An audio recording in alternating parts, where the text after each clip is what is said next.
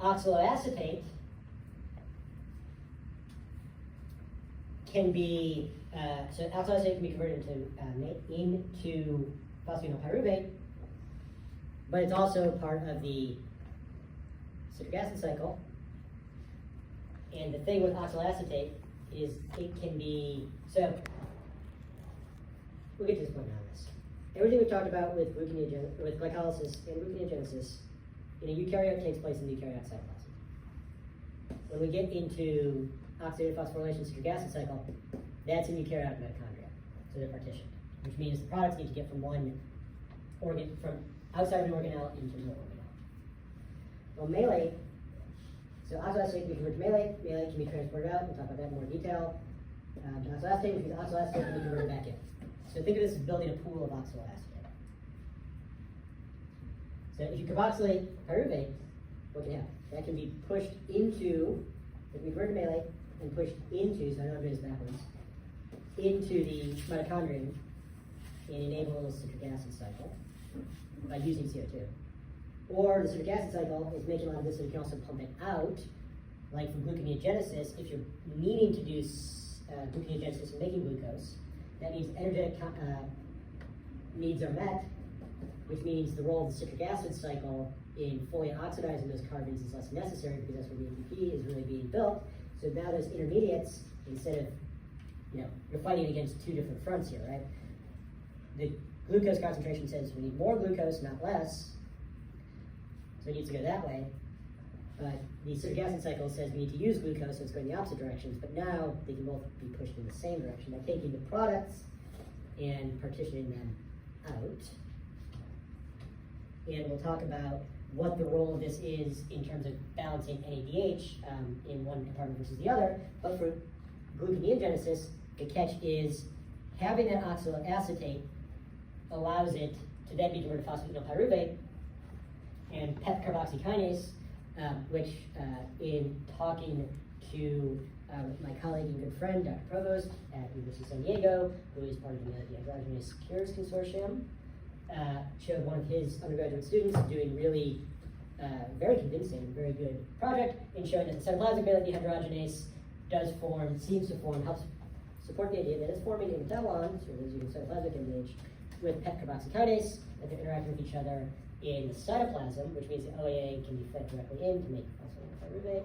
All right. But there's the phosphoenolpyruvate. So, in terms of glycolysis,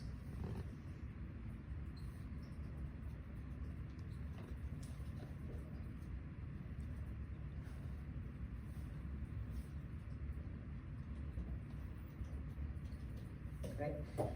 That's the direction we talked about, pyruvate kinase. We said that's one of the most exergonic steps. And if delta G0 is about minus 31 kilojoules per mole. It's so hard to reverse that two enzymes are necessary in the reverse direction to do what pyruvate kinase 1 enzyme can do in the opposite direction. Because if you add up both reactions, you start with pyruvate, you need to spend an ATP and a GTP, in water, to get that phosphoenolpyruvate. 2 ATPs worth of energy is necessary just to get over the first barrier for gluconeogenesis.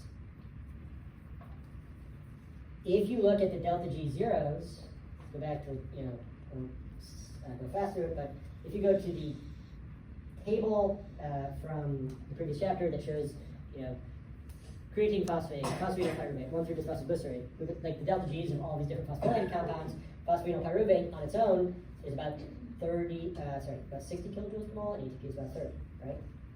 The stoichiometry works out. A phosphoenolpyruvate is on its own worth about 2 ATPs worth of energy.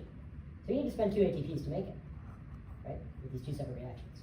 But once that's overcome, now phosphoenolpyruvate is made, and like I said, enolase is the next step in gluconeogenesis. Enolase, if there's a lot of PEP, it's going to make 2-phosphoglycerate.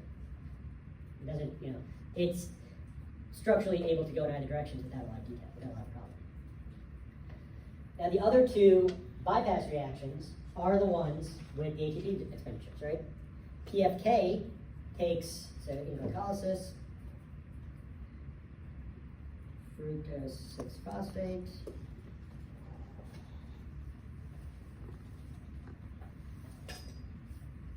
Okay, and again, that's highly exergonic, so ATP is spent, so we go back to the kinase phosphatase comparison.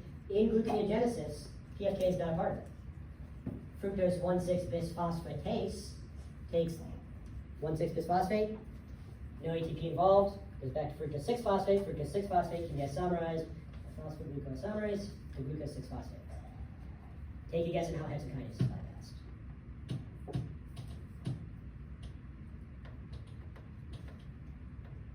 Okay, I found a glucose slide. So really take a guess. It's the same thing. There's a glucose 6-phosphate. Yeah, so for glycolysis, right? Glucose plus ATP, hexokinase, glucose 6-phosphate plus ATP, right? In gluconeogenesis, G6P is hydrolyzed to get glucose plus phosphate. And so, because the steps in the pathway where thermodynamics really come into play in a quote-unquote irreversible way, in the cytoplasm, gluconeogenesis or glycolysis can occur in response to cellular needs because 70% of the enzymes are already thermodynamically equipped to handle that. And the ones that aren't have a separate route, bypass, to go in the other direction. Yeah. Now, in terms of gluconeogenesis, we have to think about chemically and then physiologically. Chemically, yes, hexokinase can be bypassed, you can go back to free glucose. In the bloodstream, free glucose itself is not super relevant in terms of gluconeogenesis.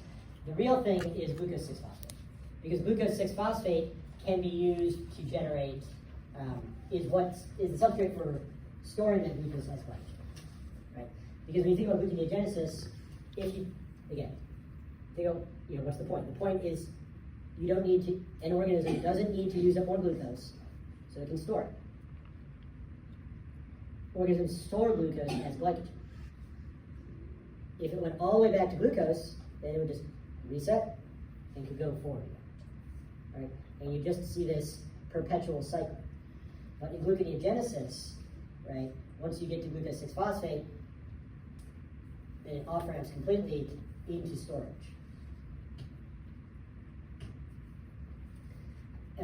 And this is controlled because glucose 6-phosphatase, the enzyme, is associated with membrane transport proteins, and what this does is essentially in the, so this is in the cytoplasm, endoplasmic reticulum, but what this does essentially is keep that equilibrium from being established, because glucose 6-phosphate that's being imported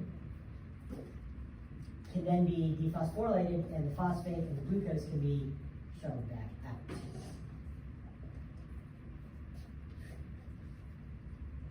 So in order to get glucose in the liver, right, it first needs to go through this gluconeogenesis checkpoint. Now if we add it up, doing the reverse directions, right, for every pyruvate that's being converted, that needs every pyruvate needs an ATP and a GTP.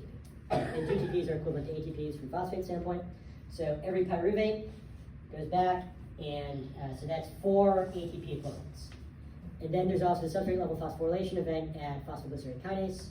That's reversed as well, so the ATP is spent, which means stoichiometrically gluconeogenesis uses a net of ATPs, 6 ATPs. But it also uses NADHs as well. So if we look at it just in its direction, the total delta G of gluconeogenesis from 2 pyruvates to 1 glucose is minus 48 kilojoules per mole. If you add up all of the delta Gs in that direction. Anyone remember what it was goes in the glycolysis direction from glucose to pyruvates, minus 90, right? Again, think about this. Two pathways. One starts where the other ends in terms of the molecule. The other ends where the other starts in terms of the molecule. But under the same conditions, they're both pathways are energetically favorable under equilibrium conditions.